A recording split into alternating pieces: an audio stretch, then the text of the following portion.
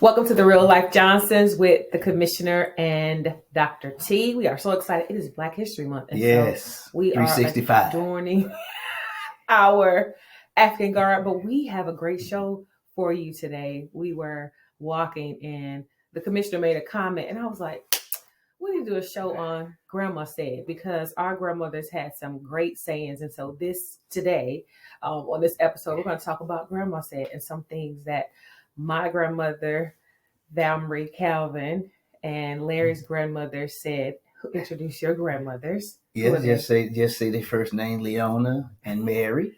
Right. So things that they said and things that stick with us, and we'll say a little bit behind it. And you can comment and let us know what your grandmother said as well. So yes, I think it's very important as we talk about history and you talk about the foundation with our grandmothers and how they played a role in our upbringing, in our life. And just to not have them here is still weird. It may be 1 year, maybe 5 years, 10 years, but their presence is still around. And now me and Dr. T always reminisce. He said, man, we wish they can be here now just to see the growth of their grandkids, what we've been able to accomplish and do. But we wouldn't have been able to do it without their support, their love, and their sayings. Some of the sayings that still stick with us today. I can remember some that really stick out in my mind, and I had a list of them that I had written down.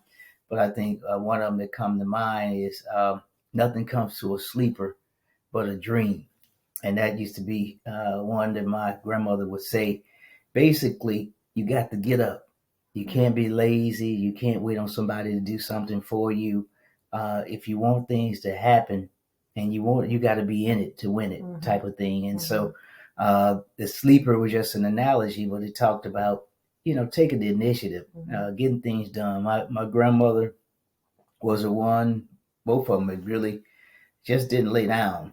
I mean, they got up early, they worked, they raised, at least 8 kids, at least 8 to 9 kids each, plus neighborhood kids, grandkids. And so nothing comes to a sleeper but a dream is still deep down in me, because it let me know you got to get up, you got to take the initiative, and you can't make excuses. And so that's one that come to mind, Dr. T. Okay. You got one on them? Look on my cheat sheet too. Go ahead, look. I'm gonna look on mine. My grandmother was spicy, so she would always say, always keep you a little something on the side. Keep that little money, baby.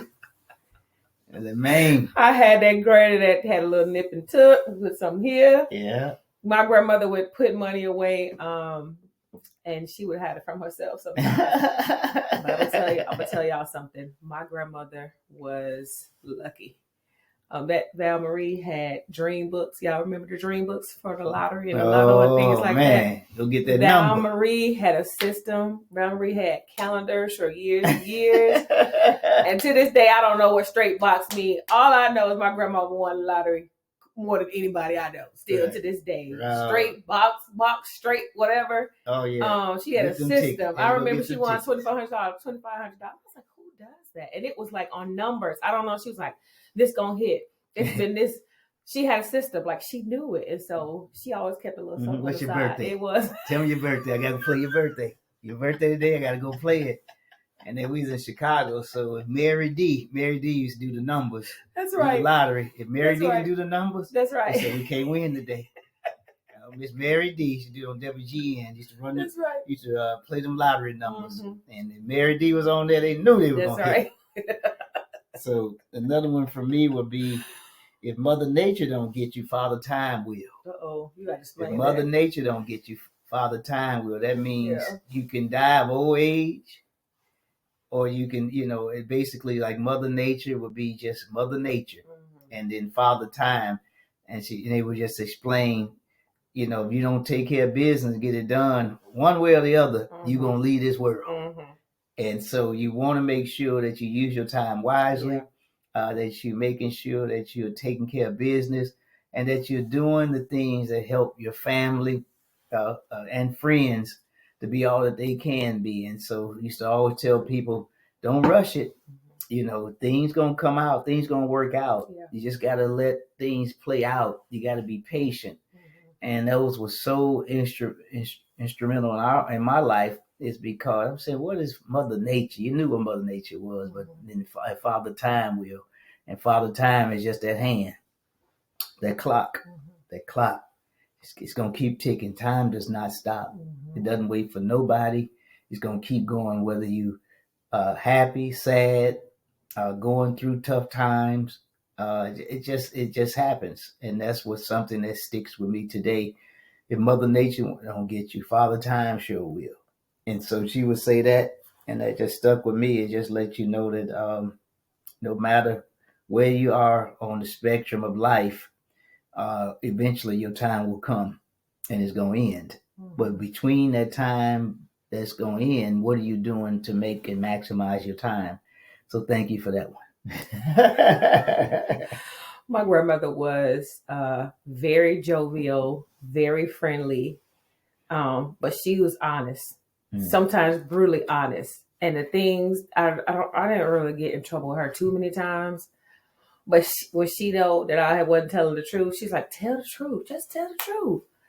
And so she already know what the truth is. And then you, in your finite mind being young, you think, if I just tell this lie, she's not going to know and it's going to make it better. And she's like, tell the truth. And then I will lie. She would tear me up. So I don't remember getting many whoopings by my grandmother, but I remember the 3 or 4 that I had. Oh, yeah. It was probably lying. And she was like, tell the truth. And he was just like, I don't want to get in trouble. But then you get in trouble because she already know you lying. Yeah, so that's right. She was like, they always tell the truth. Yes, always tell the truth. They had a way of just knowing what was going on. Yes. What you were dealing with. And they can connect the dots right away. And that comes, a lot of that was just experience. Life. And I remember when she would deal with other people, she would say, a lie don't care who tell it. You know what I mean? Right. When other people would try to lie to her too, she's like, it's the same principle. She was not one way with other people and then she was a crossing guard for many years. Right. So everybody knew my grandmother. Oh, yeah. And so she knew the people that didn't tell the truth. She knew the people, people after a while, they'd be like, Miss Val, can I borrow $2, $3, whatever. Here and there, everywhere. She would do that sometimes. Right. But she would always say, a lie don't care who tell it. Like, she's like, they just lied to me. And so she was big on telling the truth, which we should all be. But, back during that time, I didn't think much of it. But anytime I didn't tell her the truth, it always came back to bite me. And it was like, okay, man. And so now I'm sick when people lie. It's like, I don't care if you just tell the truth, right? I'm big on that. Now, I got that deep from Val Marie. So tell the truth, right? Wow. Another one is stay out of grown folks' business. That's really true. That is the truth. That's the truth. That means when you were little, you sitting up there, you couldn't be in the room in conversations, and then you start saying stuff that you had no business saying. Repeating stuff. And then you get a little tap on your mouth, say stay out of grown folks' business. That's it. And so staying out of grown folk business is a precursor to you just mind your own business. Stop gossiping. Yes. Don't get caught up in other people's stuff. You have your own life. You have your own business. Take care of what you got to take care of. You do your part, guess what? Everything will be all right. And so you be so caught up in what the Joneses got and who's doing this and why I didn't get this. And you're so busy minding other people's business that the little business you have will never come to pass because you're so focused on what this other person got. And so stay out of grown folks' business. It stuck with me and has allowed me to just stay focused and just prioritize what I have to get done. That's right.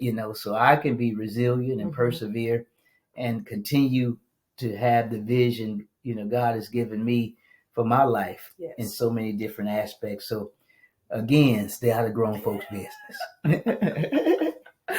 All right, let's see. Grandma said, I'm not your child. Oh, my goodness. I'm not your child. She had to say that to me because I never got to the point where I would say anything stupid to her where she had to say that. But I would hear her tell other people like that. I don't know if she was talking to my aunt or my mom, but she'd be like, I'm not your child, right? And it was simple. It's funny now, but it's like, you can't. Basically, I'm your mother. I'm always going to be your mother or your elder. And so you can't tell me what to do or what to say or not to say. I think one of her daughters, was trying to scold her. And she was just letting them know, I'm not even losing an iota of sleep about what you're talking about. I'm not your child, right? So you don't get to tell me what to do. I'm your mama, right? She was big on that. I am not your child. And so I found myself saying that to your child. Oh, yeah, I hear it. I be sitting down there playing like I'm asleep and be listening to them two grown people have a back and forth. So that's it. Oh, I'll tell you one of them other ones. My granny used to say that my uncles, when they would come in and talking crazy, she would say, "You lie and your breath stink." I said, "Oh man, you lie and your breath stink. You got two. You lie and your breath stink." I said, "Oh, man." She was hitting her. I mean, she hit you, boy. She had them, we call them zingers.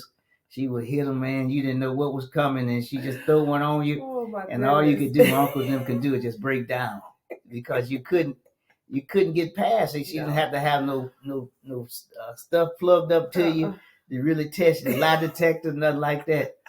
Granny would know that when you were lying, and then she put some extra on this thing, and your breath stink. And so you caught twice. Mm-hmm. You know, you couldn't hide. But it's just amazing, the wisdom, the knowledge, and understanding that a granny, called granny, would have, and how it would just help in adult situations. And it would also help my aunts and uncles to always stay balanced, mm-hmm. and understand that you had an authority figure, mm-hmm. Who was willing to call you on some stuff. Right.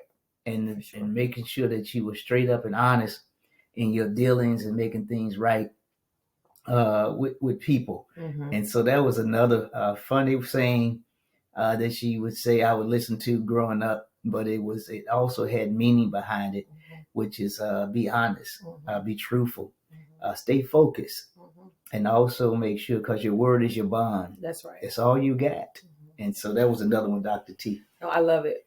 When it's so crazy. I didn't ever imagine my life without my grandmother. Mm-mm. Isn't that crazy? You said it earlier today, but sometimes I just want to go pick up the phone and just go talk to her. And I just never imagined her not being here. You know, everybody has to leave this earth, but I never imagined my grandmother. And I go by the dreams. Mm-hmm. I mean, the dreams that I have are like, they're so real. Mm-hmm. I mean, you have these dreams with you back in the day. I think I had one recently where I was somewhere, and we're talking to Granny, but we were talking, but then I was waiting on this next reply, but then you just wake up, mm-hmm. and you sit there, you say, man, oh man. And then you have reminiscent moments when you hear certain songs that come on. Like I said, I really miss you, Brandy. When are you coming? That's one of those songs that trigger with me on the passenger side, my grandmother driving, and she always pat me on my hand as she was driving, and she was going to Big Bear, Buddy Bear, one of these jewel store, but I'll be in the front seat because I was one who used to help with the groceries, and just wanted to drive with her to make sure that everything was straight. She always would call me just to come and go run errands and all that. I used to be upset at first because all the people in the house, I was the one who got the call. But just looking back on that, it was just an honor to do that. So, and that's what you said, Dr. T, is so true. Just those moments, you think they're going to be here forever. Mm-hmm. And then you find yourself thinking about them or dreaming about them, or just sometimes talking to them. Right. And just trying to get those things out, because grannies, grandmas, big moms, whatever title that you use, mm-hmm. they represented love, they represent understanding. And if you celebrating Black History Month, you can't celebrate without talking about grandmas and grannies and big moms. I'll call them a dear.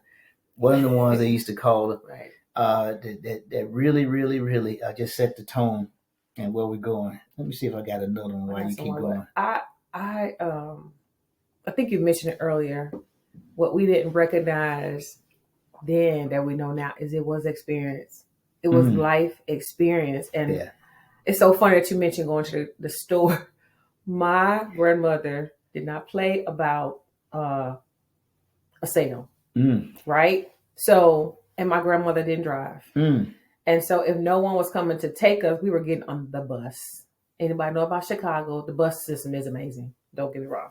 However, in the wintertime, or if it's raining or something like that, like Granny didn't care. She know how to bundle up, snuggle up, whatever. Yeah. But we were going to Jewel and Osco for her oatmeal. We were going to Walgreens for this. We were going to go to Aldi's for this. Wow. And they got lunch meat, $3.99 a pound. We going, so it would be like 4 stores to get everything on her list. And I got it now, because now we going to this store. Okay, I'll tell. I drive the commissioner, and I'm saying, Commissioner, we got to go here to get this. We got to go here to get. I say 3 places. We're going 3 places. That's it. He's trying to limit me now. Yeah. But if you ask me if you want to run errands, we get to go wherever I want to go to run the errands. But I think 4 places.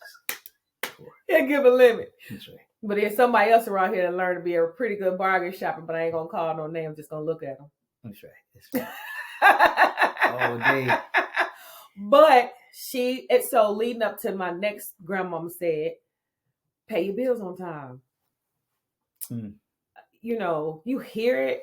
You think, you look back and you say, well, the community don't really talk about money. Yeah, they do. My grandmother paid her bills on time, and she had checking account. And had insurance. Yes, had a checking account, but still would use money orders.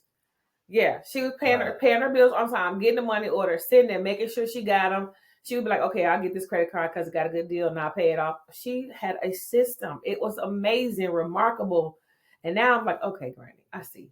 Yes. I see. You know, if you think about, you look back and you see how they were training you to be better and do better and go further. That Val Marie was, she was smart. She was smart. Yes. Smart. I miss her so much. So pay your big, grandma said, pay your bills on time. And get some insurance. She had that insurance. My grandmother had insurance, man. Never forget, it was a white guy. He used to come to the house. That's when they came to your house and pick up the policy. They call it policy, pay your policy. Yeah, pick up the check. They had to go pay the policy. And grandmother, he would come like, I don't know, every month or every week, but he would come by and get the money to pay for all. And I don't know who she's buying insurance for, but she would have insurance man, called insurance man, come by. And she had the money lined up to pay some insurance policies. And that was, that stuck with me, which has allowed us as growing up to make sure as soon as we had our daughter, we made sure we set an insurance policy right away. So we could have the money for us to use. And the guy, we didn't understand it until I got in college on how you can borrow off the insurance and how you can use it as tax-free. But all those things really, really helped us. But it just stuck in my mind. You have to have insurance, not just for a car, but life insurance and those type of things to make it happen. I tell you another one. You can't put a clock on progress. You can't put a clock on progress. You got to explain that. That means you gotta when you're progressing in life, you can't put all these deadlines on everything. Sometimes you just got to progress through it. And if you're not failing if you don't get to where you need to go right away. You just keep going, and set your mind and the goals in place to making sure that you're making steady progress. Don't just put a clock. Well, I got to have this by such and such a time. Sometimes it's good to have that, but progress is going to come over time. You can't say, by year 2 I'm gonna be. You can say it. You can try to make a goal, and I'm not saying don't make goals. But the way you examine yourself with progress is sometimes you're making those incremental steps that allows you to go further, and you don't have to put all these time limits and things in it because that adds extra stress, extra worry, extra anxiety. But just see some incremental progress going towards your goals, and they will go a long way. Some people get caught up, well, I didn't reach it this year. But did you try? Did you make any steps towards it? Those things add up to, the goal that eventually that you're going to get. And so that's what I'm thinking that she meant by you can't put a clock on progress, because a lot of folks put a lot of timelines in place and then you don't meet them because life happens. Things can happen. You can be doing something over here, then on to the other side, something may happen. It can be from job loss. It can be from a job promotion. It can be other things that may happen in your family, but you got to make sure that you're making progress. That's the key. I like that. My grandmother always say, Grandma said, trouble don't last always. I like that. I didn't really see my granny really be sad, right? Mm-hmm. Except when she lost a sibling. And she had 6 sisters and 3 brothers. I think she was the youngest of 9 or 10. But she had a will to go on regardless. Right. And my grandmother would change her situation if she was going straight and straight wasn't right. It didn't take nothing for her to pivot. Wow. And so I remember instincts. My mother said she went to 6 elementary schools because my grandmother moved. I guess my grandmother said, hey, this ain't working out. I'm taking my kids and we going somewhere else. Can you imagine going to 6 elementary schools? That's when it was kindergarten to 8th grade. So you change schools every year. And so 6 elementary schools. So, but my grandmother didn't have a problem pivoting. Change was not foreign to her. And she would do what she needed to do in order to be effective on the bus. On the bus. 3 kids. In the apartment. Mm-hmm. All those things in Chicago. Mm-hmm. It wasn't easy. With a radiator. I remember the radiators, they would whistle. Yeah. Heat up. And right. The landlord had to turn it on certain times of the year, then it'd be turned off. Mm-hmm. October come on. You better hope it wasn't getting cold in September. Mm-hmm. And it started ding, ding, ding. Mm-hmm. Then it started heating up the house. Had the radiator heat. Then you go outside, play in the snow. You put your clothes on the radiator. That's right. So they can get warm and all those things. That's right. The other part of it is just, I remember one time we used to always go to the laundromat. Mm-hmm. All the clothes that get packed up. And Granny would take them to the laundromat and my mother would be with her. And they had to sort the clothes, pay for them. And then we had the shopping cart, which was a laundry cart. We had to get that and take it, bring it all the way back home. It wasn't so we can be able to walk to the laundromat and clean the clothes, and then you get the winter clothes, then the summer clothes. You had to wash them all to get them ready for the spring, the summer. It was like all these seasonal things that had to happen. But a grandmother was very diligent, very consistent. They don't not mean they were perfect, but they had a way of just stabilizing and just bringing that sense of calm to the family. You knew as a grandchild when you went to see Granny, it was just different. Yeah. It was a different flavor. It was a different way when you got over there. It was like love. It just hit you when it hit the door. The love just oozed out and just made things feel so comfortable. Even though it was very tense. I grew up on very tense and harsh, sometimes childhood. But having that stabilizing force, the grandmothers then wasn't like a lot of them now. They had a lot of them had those just standards that they weren't out there partying with the kids. You know, it was a line, a line of separation that you knew you wasn't bringing that stuff in the house. You couldn't do all that cussing. You couldn't sit in the front room with the plastic over the furniture. Wasn't no disrespect. If it was a time where you would smoke, you couldn't smoke near them. You had to go somewhere else to smoke. You had to watch the way when you was cussing and all those things. You had to go around the corner. You couldn't curse in front of them. It was, and yet we wasn't in church, but it was some things that was understood in the house. That stuff that just would not go forward. So along the lines, I can't think of I don't know if it was a saying, but it was the expectation that all of my cousins and I, that we would get along. She's like, y'all family. Now, I don't know that we did, but she was like, your family, nothing don't beat a family. You make sure, especially amongst our siblings, make sure my oldest brother take care of your younger sister and things like that. But she tried to instill the importance of family into us and how that we should look out for each other and not be jealous or envious. Right. Because at some point in time, you only have your family. And so there's 3 of us. My mother was the only one that stayed in Chicago. Her other son wasn't there and her middle daughter moved away, but we were around her the most.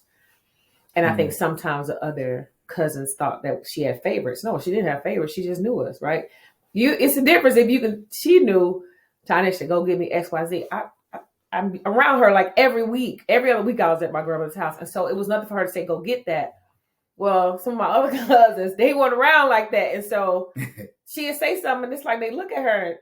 Rather, she knew that, right? So rather than her go through all of that, Tanisha or to my sister, go do that. Right. You know what I'm saying? Right. Just, and so she was like, I don't have favorites. They're around me. Right. You know what I'm saying? Right. And so she never got tired of explaining. She was like, I love all of y'all the same. She loved us the same. She loved us the way that we needed to be loved, but wanted to instill in us the importance of family. But at the same time, y'all do, you know, this is how it is when you come to my house, to my home. Everybody the same, everybody treated equally. It's no favorites. I just know if I need you to go get something, you know how kids was, I don't want to do that, blah, blah, blah, blah, blah, blah, blah. Now, it wasn't like, no. Right. But it was like, okay, Granny, I'm gonna go get you what you need, come back, do whatever. Because I always knew my grandmother was very smart, sharp, street smart, and then, you know what I'm saying, she just was self-educated on life. Right. And so I love that about her, because I would ask her stuff and she's like, well, I don't know about this, but what about this? Or she would always tell me, you know, she had a high standard. She was single for a good bit of my life. She actually got remarried later in life, and her husband preceded her in passing. But she had very high standards. Like, you wasn't coming to her house, you was paying everything, and you was gonna pay her bills, and you're not doing nothing for her that she could do for herself. So she had extremely high standards. Yes, independent, and she did not fear nobody. She didn't care what you had or who you was. Everybody was saying she wasn't moved by money. Nothing, no material things that you had would move her ever. And so she had very high standards, and she always wanted the family to be just that, a family. Right. In ours, I always had my grandfather and grandmother, and on both sides, we had my grandfather and grandmother. So we always saw a couple. And so we always get together during the holidays. We'd be at that house, all the cousins. And sometimes we had a little sleepover. We had to make a pallet. They called a little cover on the floor, and we stayed downstairs, or, you know, and everybody after everybody wanted to stay up at Granny's house after the party, the holiday festivities, because that was like the place to be. It was like a gathering spot. And Granny and my grandfather, they found ways to help the family stay together. And those times were very special when you grow up, because a lot of times your cousins and everybody else, we so spaced out. You know, I knew my first cousins, I knew some of my second cousins. But now, in terms of just being spaced out, it was hard for my daughter to know her cousins, because we were in different places. I'm way down in Georgia, got some Illinois, but it was very few times to get together. So, but Granny made those things happen. And that's why we wanted to do this special Granny Said. And we want you to share some of your Granny sayings with us, because it's so important. We might need to put us a book together. Yes. And put some grandpa sayings in there too, and just do like a little. You want to make sure we're going to do a different show. Grandpa said, he was like, "What about grandpas?" I was like, "This for grandma." Right. Grandpas get their own segment. Right. They will, but that's right. please share your grandma said stories, quotes, what you remember most about your granny, if they're still here, something amazing about your grandmother. So please share your stories with us. We'd love to hear them, love to share them, love to mention them in future podcasts. But grandmothers are so important. I just love my grandmother. Yes. And you got a grandmother today, hug them, love them, take them out, sit underneath their feet, just sit there next to them. Get that wisdom. Get the wisdom, get them Mm-hmm. stories. I mean, those things are there. They're here for you for a very short time. So learn from them, glean from them, and let the kids, the grandkids, all of them be around them. Take them out, just have fun. I mean, we had some. I'm glad I had a chance for my grandmother to come visit me in college. I had a chance to go spend some special birthday parties with them, and share gifts. Talk on the phone for just a whole lot of times. Just calling. I also used to calling almost every day, just checking in and talking and getting wisdom and understanding. Then them encouraging you when they know your circumstances. They saw your mother when your mother was a little baby, and they saw all the things that they went through. Then to have a grandson where they are. And I'm just a sum total of all of those positive things that they spoke into my life and was able to nurture me for. So please, you all, share your stories, your grandma sayings, what grandma said, like Dr. T is doing, because this is Real Life Johnson, and it's all about just inspiring, educating, and we're just going to go and have these type of topics because people think about these things, but we're going to talk about these things. Excellent. Like, share, comment, and we will see you next time.